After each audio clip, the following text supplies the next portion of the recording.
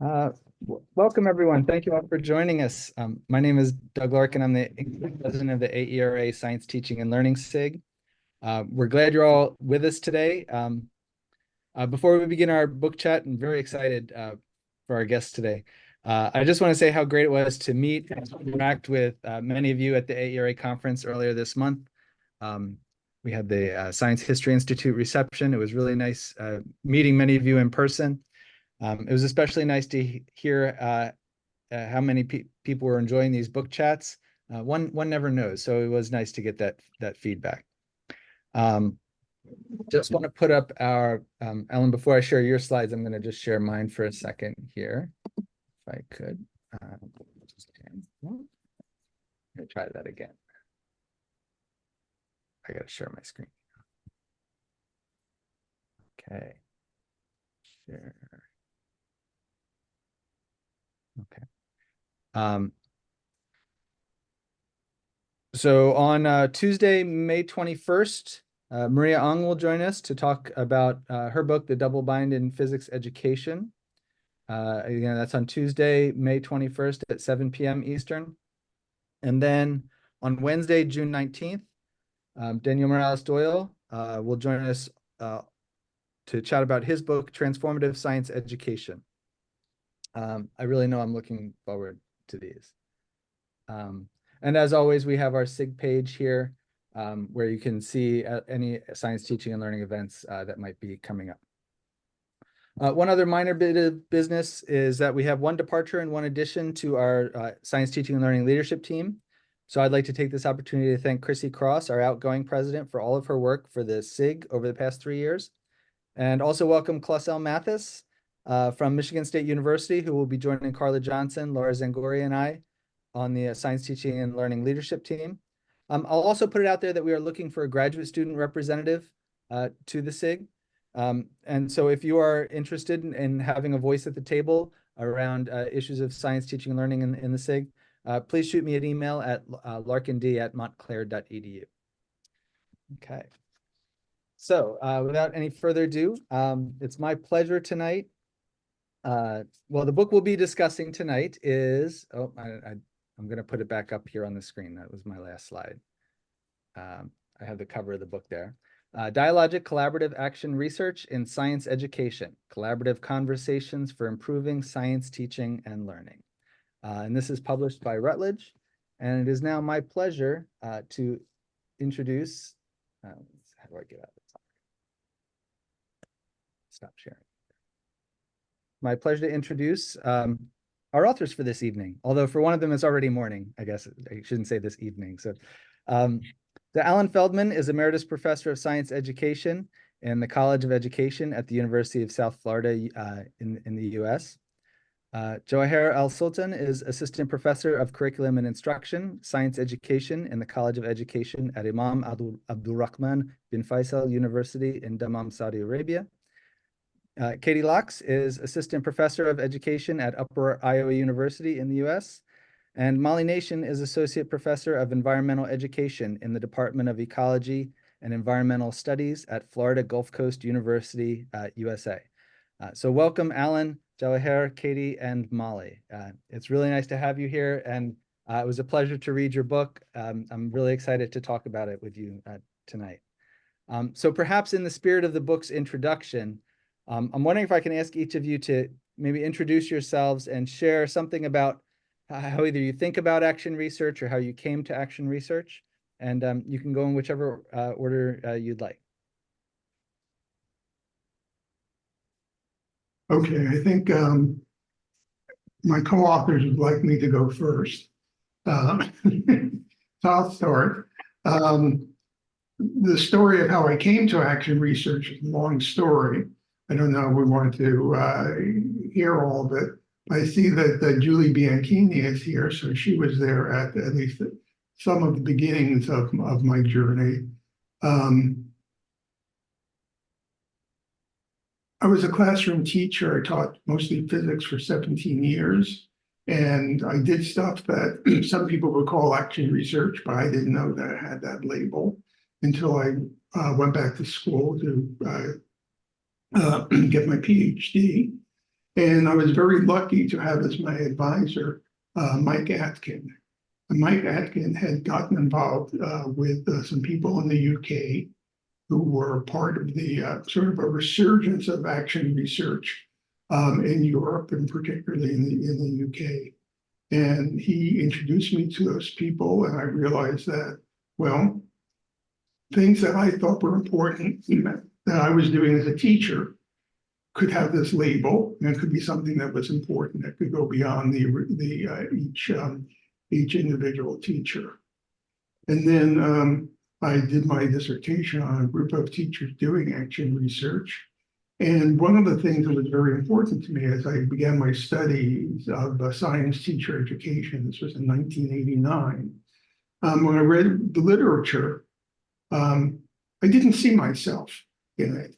I didn't see myself as a teacher in that literature. And I didn't think that was good. And I thought that one of the ways to make teachers more visible was to encourage them to engage in action research. So I'm not quite sure what Jawaher is going to be saying a little bit later about action research itself. But for me, an important aspect of it is that action research is research that's done on one's own practice. So it's research done by practitioners about their practice in order to improve it, to gain a better understanding of it, and then to share it with others. Thanks. Jawaher, do you want to go next? Sure. So similar to Dr. Feldman, my story with the action research started after graduating from bachelor and start teaching.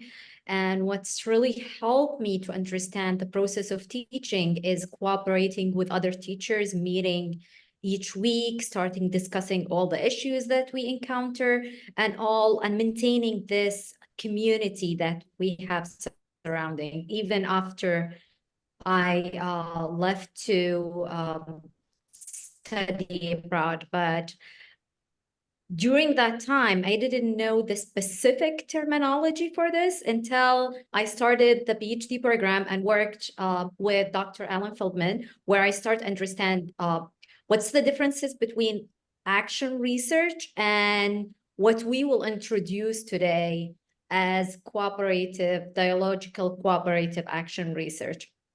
And this story starts through all of this experience to make me more believe that this is what really help in improving. It's helped me to improve my practice as a teacher.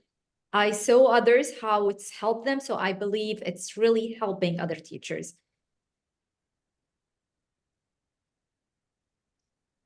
Thanks. Katie? Sure. So I taught middle school science for 4 years, and somewhere in there, I started taking classes towards my PhD, and one of those classes was an action research class with Dr. Feldman. And before that, I did not know about action research either. I didn't have an education background when I started teaching, so I was clueless on a lot of things, one of those things being action research.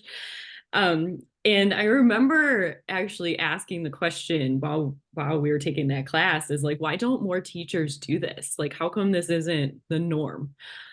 Because it makes so much sense. Like, we're supposed to be reflecting on our practice anyways. So why can't we do it in a way that can be tailored to an individual's needs and a classroom's needs? So that's why I ended up doing my dissertation also on high school science teachers engaging in action research while they tried to increase student voice in their classroom. So I kind of combined two things that I was thinking about.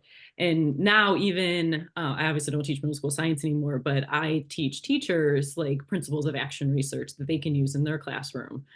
So I think that's about where I am with it.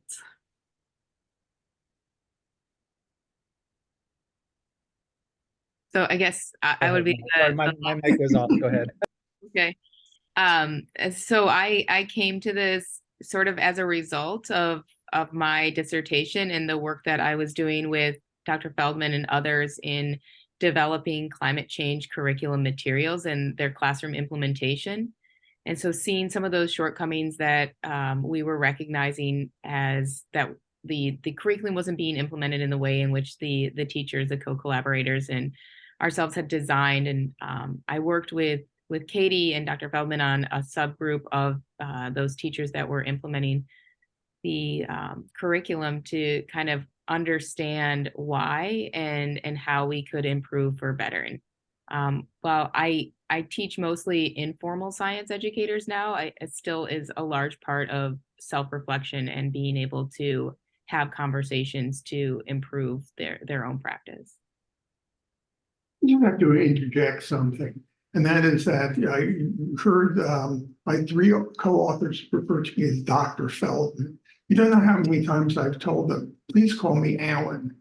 So it's not because I feel like I need that honorific. Can't. And it's true. Some Feel like calling habits my are hard to dad by break. his first name. Okay. Well, if you've attended one of these book chats before, you might be familiar with the format. If not, the way we actually have some slides from the group to sort of set the stage for the conversation, and then I have a couple of questions, and then we're going to open it up. And really, the only, we say this in class, the only stupid question is the one that you don't ask, right? So please feel free to ask a question. Enter this conversation wherever you feel like it's appropriate to enter, and we're really looking forward to this conversation. So I think with that, before I ask any more questions, I almost said Dr. Feldman. I'm gonna do what you asked. I'm gonna address you the way you want to be addressed. Allan, can you go ahead and I'm gonna share the screen here. Do you want to walk us through these slides? Well, we're actually going to take turns doing that. Oh, you So, take turns. Perfect. okay. All right, so this is just the titles, that's who we are. And then the next slide is the table of contents of the book. And you can see that 4 of the chapter titles are highlighted. And we're going to take turns saying a little bit about what's in each of those chapters. So Jawaher, you want to start? Sure. So mostly Stay on the right. Okay. Terrific. So mostly in the introduction of the book, we started with telling our stories with action research and how we really gain our experience through action research. In chapter 2, we are mostly focusing on what is action research and how it's implemented, the different modules. But the most important, we are focusing on our own definition of what is action research or what we believe it's action research. So mostly action research happened when people are involving in researching their own practice, aiming to improve their own practice, to have a better understanding of their situation. It's action because we act within the system that we are trying to understand it, try to figure out and try to improve it. It's a research because it's following the systematic process of social sciences research where you collect data, interpret that data, having research question and all of that. It's a critical inquiry because you made it public and you share it with others. So as I said, mostly in this chapter, we started with give an overview of what is action research, the history of it, and we dig in deeply to the action research and science education, how it's really helping to improve science education, improve the learning outcomes, developing the curriculums, the teacher professional development, the equity and social justice in science. So it's mostly giving you an overview of what in general is action research and why it's important in science education. Okay, so I'll say a few words about chapter 3. Well, you're probably wondering what we mean by dialogic collaborative action research. So first, it's based on the idea of collaborative action research. And what we mean by that is not collaboration between, let's say, a university researcher and a teacher, but a collaboration among a group of teachers. Clearly, outsiders could be involved, but the collaborative group is a group of teachers. When that happens, the collaborative group provides a context within which the teachers can discuss their methods and results of their research. In addition, it can develop into the collegial professional community, a community of practice, through critical discussion that focuses on the teacher's needs and concerns. The group can also act as a scientific community in which research results are shared and tested through critical discussion and trying them out in practice. And finally, by sharing within the group, like Jawaher was saying, an important thing is the making it public. It becomes, at least on the local level, a way for making the practical knowledge and theories generated through their actions research public. All right, now in terms of dialogue, DCAR is based on the use of dialogue as the primary research method by which the group members construct and share knowledge. This is important because what we've seen is outside of coursework or special projects, science teachers rarely engage in what we call conventional forms of action research as a regular part of their practice. So rather than being an add-on like conventional action research, DCAR can be embedded in science teachers' work as an enhancement of their normal everyday practice. In addition, we'll get to this next when Molly talks about chapter 4, science teachers face wicked problems in their work. We believe that engaging in DCAR can help teachers to mitigate them. And then finally, to engage in dialogue means more than sitting around and talking or chit-chat.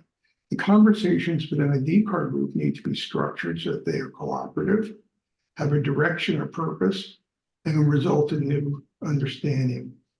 Katie will provide some examples of methods to structure conversation and lead us in one of them.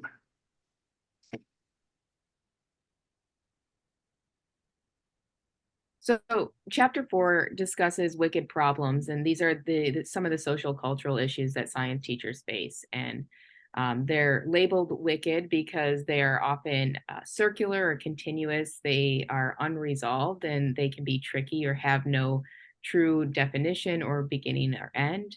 We see wicked problems in subject areas that are controversial topics like climate change, or wicked problems that are educational issues or societal problems that teachers face, such as poverty. So within chapter 4, we know that science teachers typically engage in action research as it relates to their technical problems, or how students maybe have misconceptions. So it's rare for teachers to tackle some of these more complex, wicked problems. So within chapter 4, we provide this entry point for teachers to address some wicked educational problems. And so they can choose scientific wicked problems as a way to address maybe complexities that are rooted in STEM and in societal issues, or just controversial issues in nature. So things like biomedical issues or GMOs, right? Some of these types of controversial issues. And we also know that by investigating and incorporating these types of wicked problems within their teaching, that they're able to discover and have an entry point into finding ways to engage in DCAR and discovering action research through wicked problems as this sort of point of entry to this, and ways to mitigate some of those wicked problems. And by doing so, they are able to better pay attention to the moral or ethical and political issues that affect not just their own teaching, but also students that are learning. Okay. So chapter 5, there's a whole lot in chapter 5 because it's all about how to implement DCAR. So I'm just going to try to give you the highlights here. So the first part of it is just about starting a DCAR group and collaborating with others. And so there's several methods also embedded in this chapter. So some of them are kind of general, like things that you may have done before in your practice. So things like lesson studies or journal clubs. But there's also some examples of the structures that we mentioned earlier. So a couple of these are just structures that will allow you to have conversations. So things like analytic discourse, if you don't know what that is, I mean, it's exactly what it sounds like. It's basically having a conversation, but analyzing whatever you're talking about at the same time. Another example is the gap activity. And I believe that we're going to try to go through this at some point. So there's also professional learning communities like PLCs. I think we should be probably familiar with those from if you've worked in a K-12 school at any point in time. And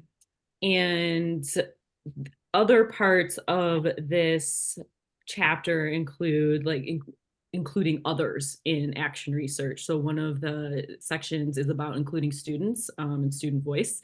So I said earlier that's important to me. So I think that's how it worked its way into this book is because of me. And also the concept of using critical friends.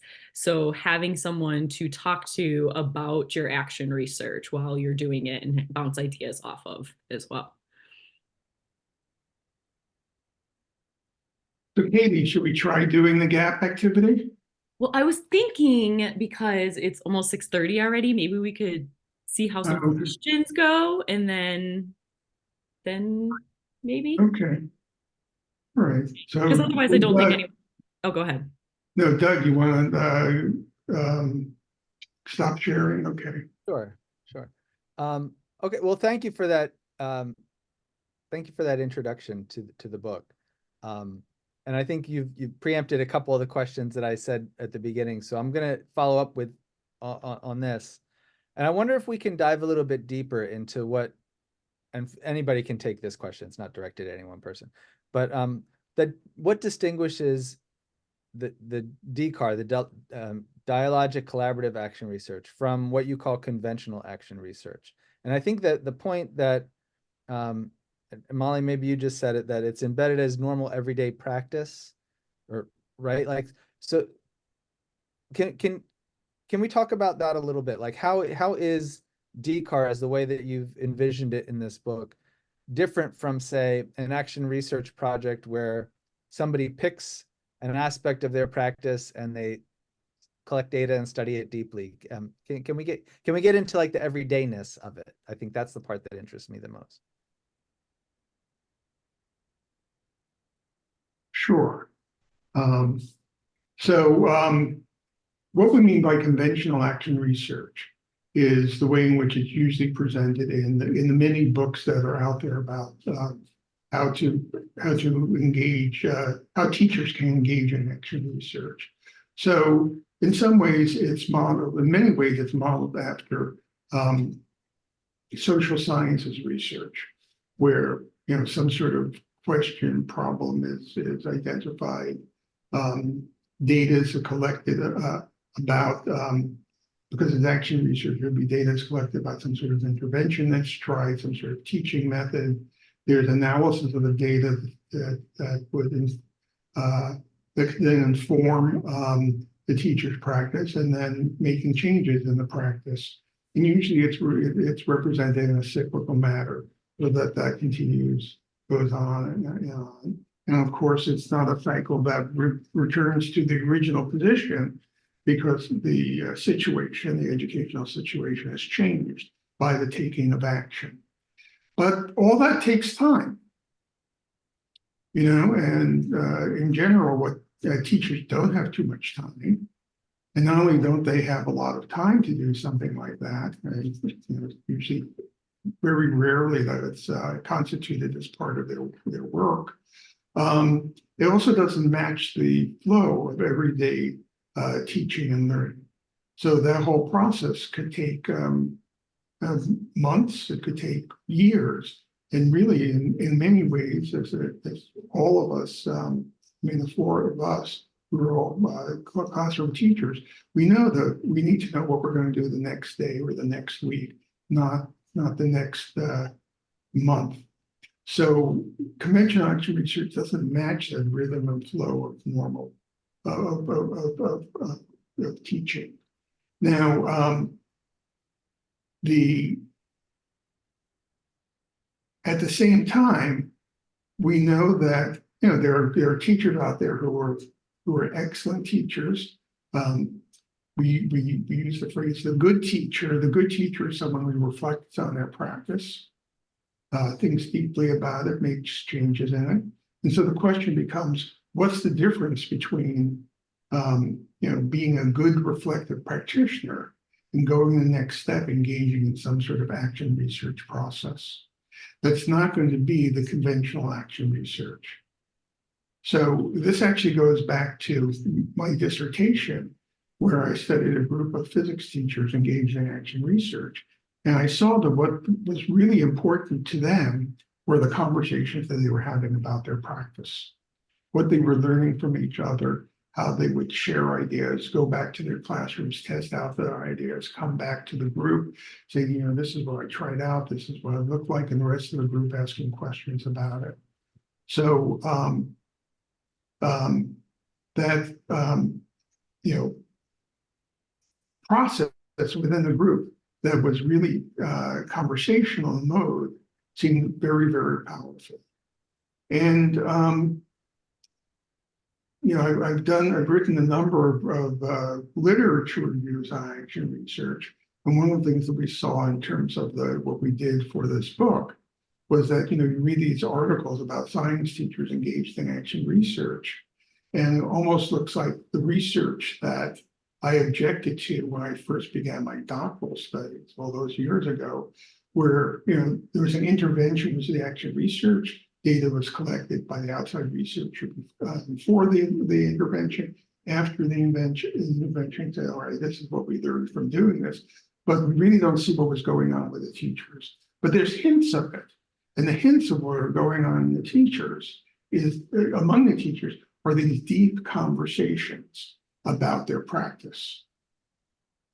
And even though that tends not to be the main part of the research studies on teachers engaged in action research, you can see how, when it's alluded to, how powerful that process was. And then there's the last part of it, is that then you need to be convinced that knowledge can be constructed through a dialogical process. And that's one of the arguments that we have in the book. Of course, it's not just talking by itself, because these are practitioners. So in between the meetings, they're in their classroom, they're trying out what they're thinking about, they're generating new ideas, they're subjecting it to criticism from their peers, which are the other teachers in the group. And so through that process, knowledge about teaching science, teaching and learning science grows. Thanks. I mean, that's what for me, that's what seems to make it different than just two thoughtful teachers talking in between classes in the prep room, right? There's that systematic nature to it. It's like an ongoing investigation, but and there is data being collected, but it's nimble, I guess is the way that I was thinking of it as I was reading. And actually, Katie, this question might be for you, but at the end of chapter 9, there's a part that highlights a study you did with a group of science, it was science, robotics, and engineering teachers, I think, and around issues of equity in their classroom. And I'm wondering if you might walk us through to jump off of what Allan was just talking about, to walk us through that study and just point to some of those where some of these DCAR ideas that are in the book showed up in that particular study. Just if you could just mark a couple points for us. Sure. So I met with these teachers via Zoom. So all of our conversations happened like remotely because I don't know if you guys know Hillsborough County, Florida, but it's huge. So it was really difficult to all meet in the same place, and I got a lot more attendance if we met virtually like that. So we had, I will say, like, the beginning of the conversations were a little tough. Like, we basically had conversations like using things like Padlet and like the Zoom chat because they were really hesitant to talk to each other at first. But once we established a little more like comfort with each other, so a part of that, I don't remember what it says in the book, but part of that study was doing photo voice with them. So I did this over 2 years. So we used like the photo voice as like a conversation starter. So I gave them a prompt and they took pictures around their school. And then they came back and like we would talk about that. Like they would explain and they would share ideas. And we focused a lot on how to promote equity and how to make things more equitable rather than like, these are all the problems we have, because I feel like that conversation can happen so easily. So so we use techniques like analytic discourse I had them talk, because that's how we started talking, like, okay, what's the problem and how can we kind of overcome it? So we use things like the analytic discourse. I'm pretty sure I did the gap activity with them as well, just to kind of focus, like, this is where we are and like, where can we go with this? And every time, you know, we had these conversations, they would go back to their classroom and they would, like, their assignment, I guess, was like to try out some things and try to improve conditions in the classroom or in their schools, because a lot of them were like STEM leaders at their schools. And then we would come back and we would just talk about it again. And like our main focus was trying to provide more equitable experiences. I guess that was like our, right. And I don't know if I answered the question. Yeah, well, I want, can you maybe just give an example of one of the problems the teachers came up with that they wanted to investigate using this approach? Yes. So one of the teachers, I know she worked in a school that was really focused on representation in science, like making sure that we represent diverse scientists, like not just, you know, Albert Einstein looking scientist, right? And she worked in, like, that school was in like a area where there was a lot of English language learners, a lot of Hispanic students. So it was obviously really important to, you know, make sure that we show students people that look like them. So that was one of the problems. I don't know if that's like a problem, but she was just focusing more on how to like increase that representation and things that she could do with the teacher she worked at that school to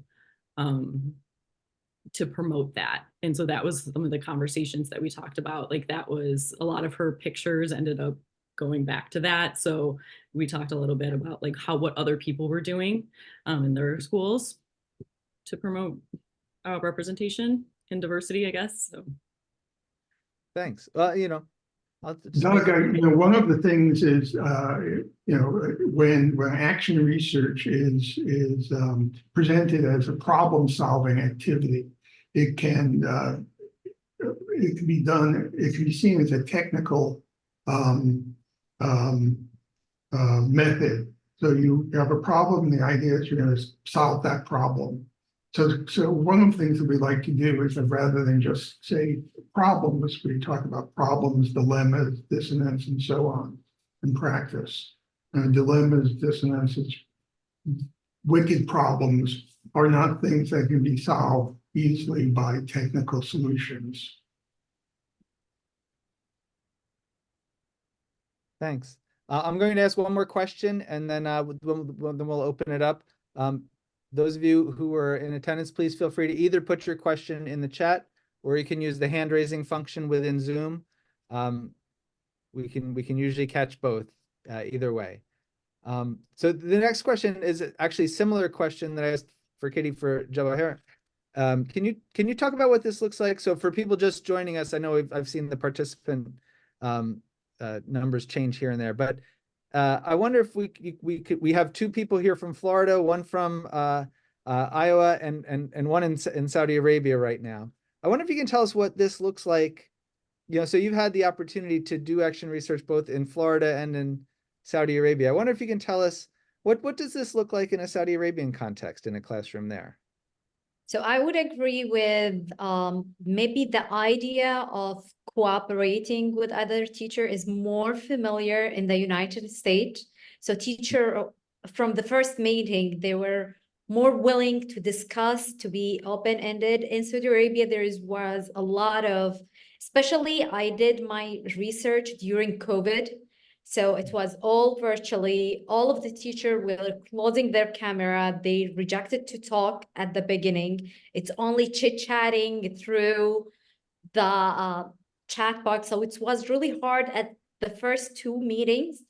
After that, I start notice them talking a lot with each other. So my role is going back. So I'm only really monitor of the meeting. At the beginning, I was really more controlling the meeting, asking questions more, asking each one to tell about her experience. And it's all through chat. So the familiarity is totally different, but I can notice that teachers take it really fast because they notice the benefits of this practice. They notice that in each meeting that we have, they will end up with having some solution or some idea to try it and come back again and discuss it. So I would say the main difference, it's how the teacher react in both domains. So I tried so many times in the United States with Dr. Feldman. Some of them were face-to-face, and it was much easier. Some of them were virtually, but in Saudi Arabia, it was totally virtually until the end of our last meeting. Even when they become a really close friend to each other, they wouldn't open the camera at all. I don't know how my teacher looked like. I have a strong relationship with them, but I don't know how they look like. If I meet any one of them in the street, I wouldn't know that this is the person in my study, and we become a really close friend, but I don't know them. So this is a really a strange and big issue. Maybe it's because of the culture, different situation, but this is my major concern at the beginning. I was so struggling with them even talk. So it's okay if I'm not seeing your facial expression and how you feel, but at least I can hear it through your voice. So at the first two meetings where it's only chit-chatting, you cannot really figure out. But after a while, and this is what's really important about dialogical cooperative action research. Maybe you will struggle at the beginning in creating this dialogical environment, but they will get it immediately after that. It will become much easier. And until now, my study finished 3 years ago, but until now, this group of teachers are meeting with each other. They are still friends, they are still helping each other, which is really important. This is what we want to end up with at the end. So you're continuing the study now with a new group of teachers, and they're meeting in person together, or are they meeting virtually still? It's still virtually, it's still closing camera, because it's not one region in Saudi Arabia. So I mostly do it in the Eastern region, but it have a 3 different demographic. So it will be hard really for the teacher. It's the same as Florida. It's very hard for the teacher to meet together at one time. They live really far away from each other. So doing it virtually, it's much easier. Another issue that will happen in Saudi Arabia, in the United States, we have both genders. In Saudi Arabia, I wouldn't do that at all, because teacher wouldn't be open up. The female gender and the male gender wouldn't be open up that much if they have the mixed gender. So I need to only focus maybe in female gender, because they will be more willing to deal with me and be open more with me, because I have the same gender as them. And this is another issue also. Thank you. That's really fascinating. I think we have our first question in the chat, and usually once we get the first question, others come. Alicia, if I can put you not on blast, but maybe just put you on the spotlight here. Would you like to ask your question to the authors? I just wanted to know, how did you analyze your data? I know you said you use photo voice and the dialogic conversation, but I just wanted to know how you put those two together in answering your questions. Yes, so their caption that they provided me with their photos was actually part of the analysis. I kind of had them analyze their photos, if that makes sense. And then I coded basically our conversations, I had God, I cannot think of the right words right now, but I had a initial code book that going into it that I just created based on the research and our previous conversations. I kind of guess, I guess, that what I thought was going to come out of it. And then I added codes as I read through the text. And then after I had a long set of coded data, I collapsed them into themes. So I didn't really analyze the photo so much. I analyzed the text. And I think I can say that we've done that similarly in other studies that we've worked on as well. One of the things that's confusing is that, we're researchers of people engaged in action research. So there's 2 layers of research that's going on. So there's a question about, I don't know, Alicia, if this was your question, how we, as we're studying action research, analyze our data, or what do the teachers do in their analysis process? Is it the latter? Yes, Yes. yes. So, so in the dialogical collaborative action research, the data is really, in many ways, the stories that the teachers tell about their practice. And one of the problems with calling them stories is that some people know it's just stories, it's anecdotal, it's just whatever. But we know the power of narrative, right? So there's, there's narrative analysis, narrative data. So what happens in the groups is that there's a real-time analysis through the conversations of what happened in a particular teacher's classroom. Doug, you want to put up the PowerPoint again? There's a Sure. slide towards the end that I think would be helpful. Go here. It's not all the way, it's after it's maybe the next to last slide. Just say when. Keep on going. Keep on going. Keep on going. This slide. Oh, go back. So this slide. So I don't know how helpful this is, but basically what you have in the center, those circles with the that are made of the dashed lines, that's what's happening inside the groups. So there's an exchange of stories and a questioning of new ideas. And then in between the meetings, the teacher tries out different ideas that they gain through the meetings. Then they come back and report on what they did, and then there's more questioning, and the questioning leads to new ideas. So it's the telling of the stories, the questioning, and the development of new ideas through this process, which is the sort of the real-time data analysis.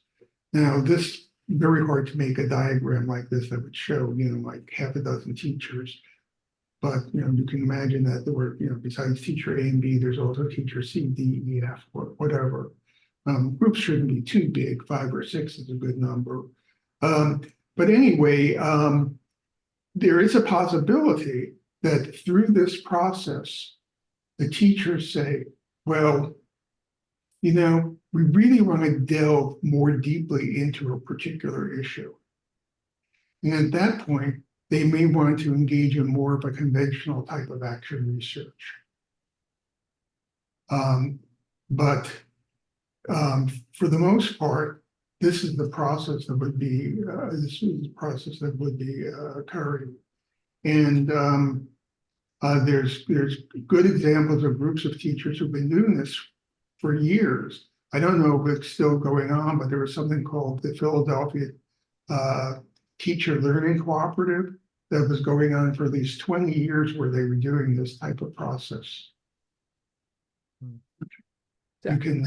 I wonder, so to follow up on Alicia's question about analyzing the data, how do you capture some of this stuff? Because it would seem like, there would be a tension between that need for dialogue, that need for people to tell each other their stories or to talk about what's going on or what they've tried, and ensuring that conversation happens in spaces where it can be captured and studied, right? Or is it all not about the actual conversation, but what people take away and report from those conversations later? I guess I'm wondering, what does data collection look like in a DCAR study? Well, again, the question is, who are you talking about? Are you talking about us, or are you talking about the teachers in the group? So, when we've studied this, well, we would, make recordings of the groups, right? And then do, whatever type of traditional social science methods we want to use to analyze the group meetings. We've done interviews. Questionnaires really aren't that useful when you have such a small group. So that's the research on action research. Another thing that we've done is we've done what John Elliott calls second order action research, because many of the times what's happening is that we're facilitating the groups, and then we do action research on our role as the group facilitators. So it's action research on our role in facilitating action research. second order action research is what he called it. But then, you know,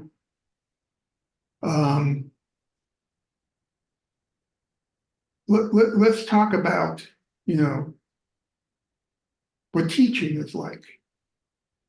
Okay, and what teachers would want to get out of a process like this.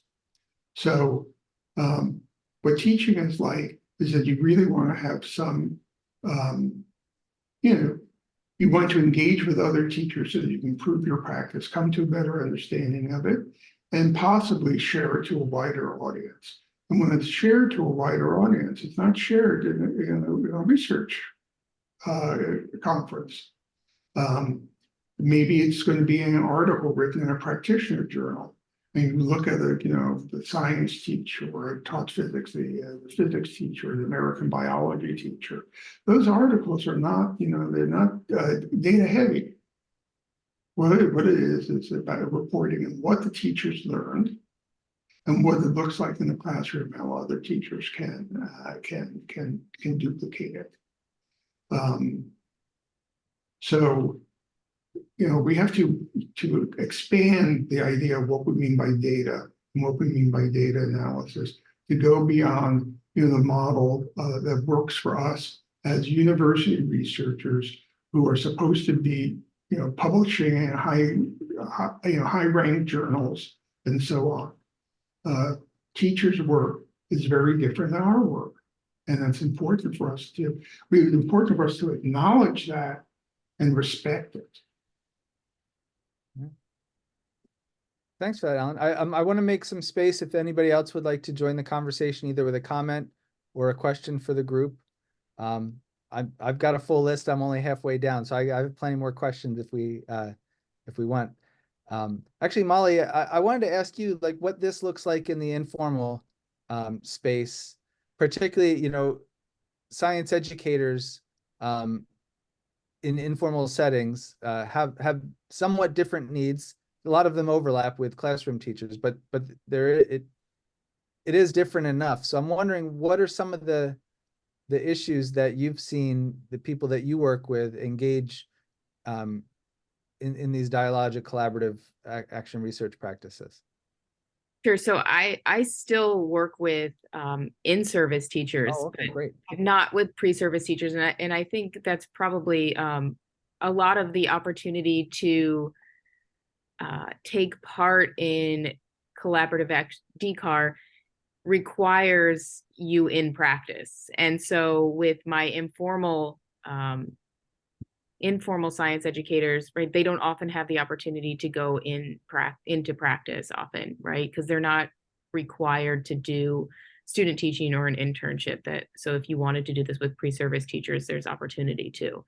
But working with my with some of the groups that I've been involved with in South Florida, similarly in the same way, to be able to build communities of practice, to engage in this type of these types of exercises, to allow teachers to become more comfortable in the space, and also improve their practice as it's important to them. I think when we've worked in the past with the Change Project, the goal was to improve their practice, to improve what we wanted basically for the curriculum implementation, that we saw the gaps as they weren't using argumentation and discussion as the curriculum outline.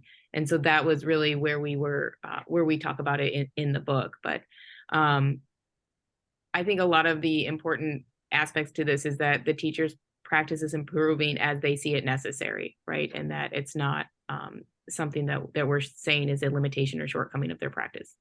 Right, just because their goals aren't the same as, you know, your goals. Their goals are still their goals. But I wonder, you know, is there a place in this process to critically reflect on the goals, right? I mean, that's one of those, you know, if somebody comes in saying, you know, I want my students to get better at completing their homework packets, and they're giving huge homework packets at night, right? And like maybe like redefining what the problem is. That's sometimes one of those. Alan was talking about the cycles of action research before. That's sometimes one of the things that comes up in those cycles is, hey, we're asking the wrong questions, right? And so I'm wondering about that piece of it where that emerges in the conversations that teachers have around, the thing that they care about, the thing that they're bringing to the dialogue. Yeah, I think we did that, right, Katie and Alan? That we needed, we didn't need, but really the goal was to improve their use of argumentation and discussion, right? But there were teachers within that professional development and that did not choose to focus on argumentation and discussion. But maybe either one of you guys can talk more about this, of leading them to that, to wanting to see that more within their practice. Because we kind of let them, right? We were sort of guiding them to through, and it took maybe till, I'm trying to think back. I'm thinking about it in terms of meeting notes, right? And we had, so it's laborious, the data that you collect for these types of things. It was. We did lead them because we talked about like inquiry too, like the different types of inquiry. And like I remember having those conversations about argumentation because someone had said that like they had a training on it. I remember we talked about that. So we definitely like led them into that direction. But yeah, like one of them just focused on inquiry, like Yeah. not so much the argumentation, like and like how to make things a little more like inquiry based, like opening it up to students. So. But I think that's part of the importance of it, right? That they're able to choose what's important, I guess, with the exception of giant homework packets, right? Right. No, I think that it's an interesting dilemma that we face. That it's if given the scenario that you presented, homework packets, or we can think of a wide variety of other things. What are the best ways to punish my students, right? Right. Right. Something like that. So, when there's an outsider, let's say a facilitator, who can, through a process of asking questions, responding to other questions, gently nudging, you don't want to tell somebody that, they're cruel, even if they are, the best way to punish. But then the dilemma is that there aren't enough outsiders for all the different teachers there are in the country and the world, right, who could engage in a process like this. So how do you construct a situation that will allow change to occur, changing ways of thinking, changing ways of being? Some people like to use the term emancipation, right? Within a group, without there being an outside influence. I think it's a dilemma. Well, thanks. So we have time for one more question. Raymond Bangs, would you like to ask on mic? Sure. You've spoken primarily on the impact or influence on teachers in the teaching in the classroom. Do you make any effort to mobilize students to assist that effort, acknowledging their participation in spreading or being engaged in action research? And do they contribute to the dialogic component of that? I can answer that. So for my dissertation, this is another example, I think, of leading the teachers, but I told them that I wanted them to focus on student voice, but I didn't really tell them like what exactly they needed to do. Like we talked about like what student voice could look like what it means. But I left it up to them to figure out how to include their students. So I do have like a hierarchy I gave them. And one of the teachers in my study did include her students. So she ended up having, like, she initially gave them a survey just to kind of get their ideas, but then as she was implementing like the ideas that they gave her, she ended up having a lot of conversations with them about just like, it wasn't even about what was she, I can't even remember. Oh, like things that they need from their teachers. So it came up with like, they ended up saying so many things that she like really got to her, because the things that you think like a teacher should provide, like a caring environment, they said that they didn't have that. So it caused like a lot of conversations with her students, and like, how can we make things better? Like, how could she make things better, and how can she help make the school a more welcoming environment in general? So in the context of the teacher collecting data, she used that data to talk about her action research, but the IRB I wrote did not cover students, so I couldn't use that data in my study.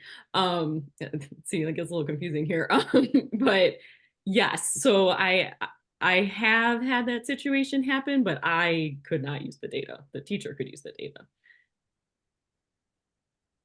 I think that's the only time that that's come up for me, at least. Sorry, Doug. Thank you. Thank you. That's great. And thanks for that question, Ray. I really appreciate it. Okay, well, we're at the end of the hour. I really want to thank our 4 authors for joining us from across the globe today. It's been a fantastic session. And one of the things we've learned is that these videos have a life after this. So there were the participants in the room, and we can wave hi to the people in the future watching this. Hello, people in the future watching this. Thanks for watching. And I just want to say, will join us next month for Maria Ong's talk, and have a great night. And if the 4 of you could stay on for just a moment while I stop the recording, I'd appreciate it. Stop cloud.